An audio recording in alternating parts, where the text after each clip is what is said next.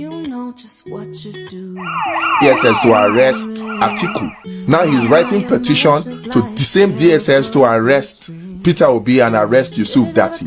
On what grounds does he think that he has a right to petition? I watched the interview on Channels News and I just cringed within me because everything he said were bordering on the lines of libel and defamation of character against Peter Obi, against Yusuf Dati. He was making statements that were basically defamatory and untrue, and this must not be allowed to go unpunished.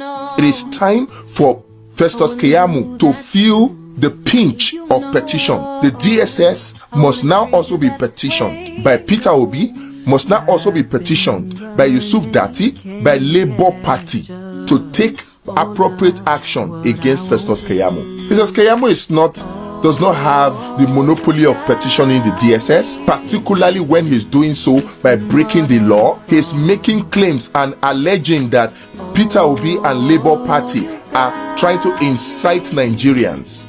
Reckless claims that borders on the line of defamation of character, and is calling for DSS to arrest Peter Obi. He who alleges must prove. He must not be allowed to get away with this. These statements he is making are the statements that have the potential to incite Nigerians against Nigerians, to divide Nigerians. These statements he is making are capable of setting Nigeria on fire. Peter Obi has gone to court. Festus Keyamo, why not let the court take its toll? Where were you when MC Oluomo and all the rest of the thugs in Lagos were busy threatening Lagosians? Where were you? Did you petition the DSS then? Where were you when the Baales and the traditional rulers of Lagos thought it wise that it was on the eve of election that they were going to conduct Oru to disenfranchise people? Did you think it wise then, Festus Keyamo, to petition the DSS to arrest them? Where were you when people were being stabbed? 22 people have officially been declared killed as a result of the election. Did you petition the DSS to bring to book those who caused those deaths? Did you petition the DSS to arrest those thugs that were seen blatantly on video walking the streets of Lagos, marauding, threatening people not to come out except they were going to vote for APC? Did you petition the DSS? Where were you when Femi Fani-Kayode, Bayo Onanuga and the likes and even yourself were making inciting statements? Where were you when the APC fraudulently made comments through their proxies on Twitter to say that Lagos is a no man's land, pretending to be an Igbo person saying it just to cause strife, and this almost caused war between the Yoruba and Igbos in Lagos? Where were you? Did you petition the DSS? Don't think that you have a monopoly of petitioning DSS. What you have done is cross the line. What you have done is defamatory. What you have done is libelous. Now you must feel the wrath of the law. Now Peter Obi must petition the DSS. Now Yusuf Dati must petition the DSS. You must answer for your actions. What you have done is defamatory. You must answer for it because you do not have a monopoly of petitions. That we are keeping quiet does not mean you can bully us. After voter suppression, you want to now do victim shaming?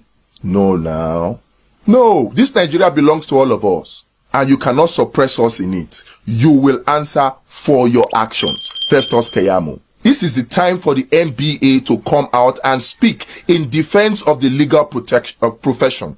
The NBA cannot be seen to be keeping quiet when people like Festus Keyamo drag the name of the legal profession in the mud, coming to lie on national television just to defend a crime that was committed in America. And the NBA is quiet, and a senior advocate of Nigeria is coming out to make this kind of inciting statement. The NBA cannot keep quiet. Yes, petition will go on to the DSS against Festus Keyamo, but the NBA owes Nigeria this duty to call Festus Keyamo to order, to retrieve his SAN title, and even to debar him. The NBA must do Nigeria this duty, and the time is now. And being part of this struggle, we want to raise an alarm. Something transpired that Nigerians and the international community need to be aware of. As you are aware that we have the Chief Justice of the Federation, His Lordship, Justice Oluomo. We were made to understand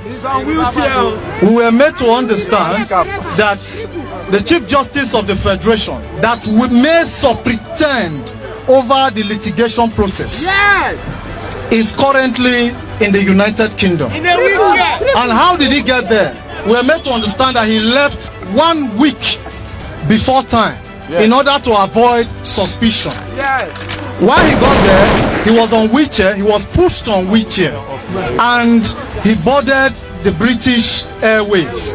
And immediately he got to London, he dashed into his hotel and disembarked from the wheelchair. The Chief Justice of the Federation does not have any physical disability, but for him to discuss in this manner raises a lot of questions. And on this premise, we also made to understand that while he got checked into his hotel, he began to rigmarole.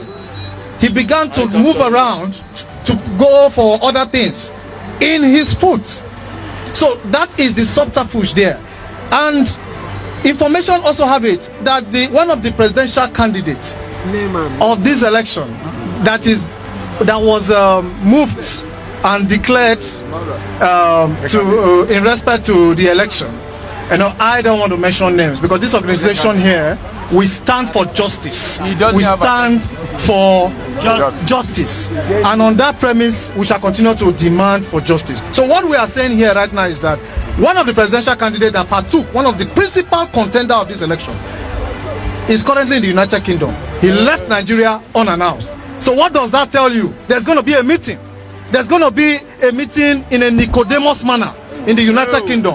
In that meeting, we have it on a good authority that Nigeria, the justice system of Nigeria, will be deliberated on that table. And that meeting, we already know the premonition of that meeting.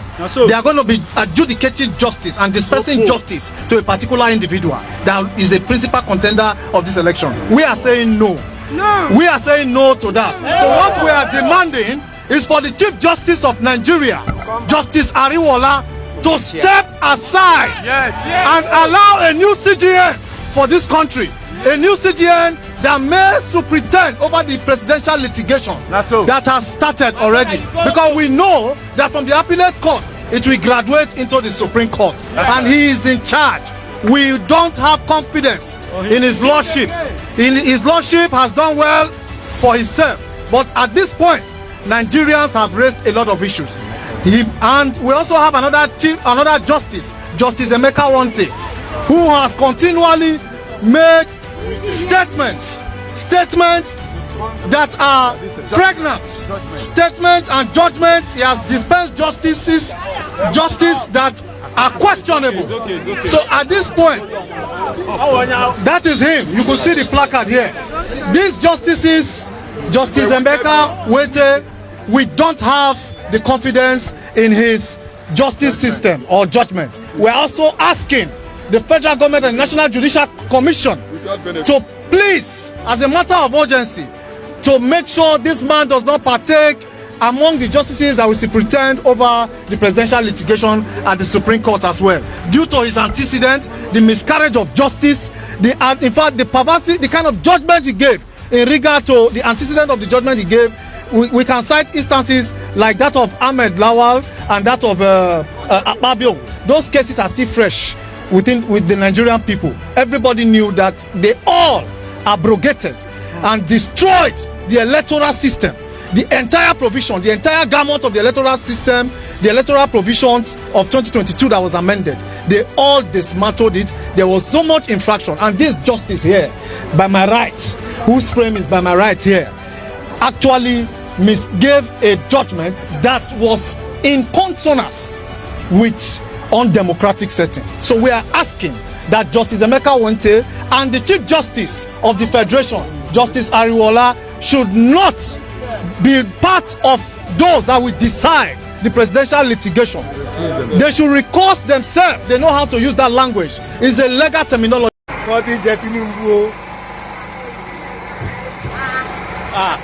Má jẹ́ mo lé ẹ o.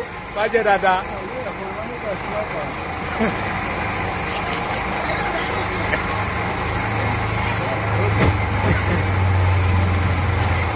Ó yá jẹ́ dáadáa.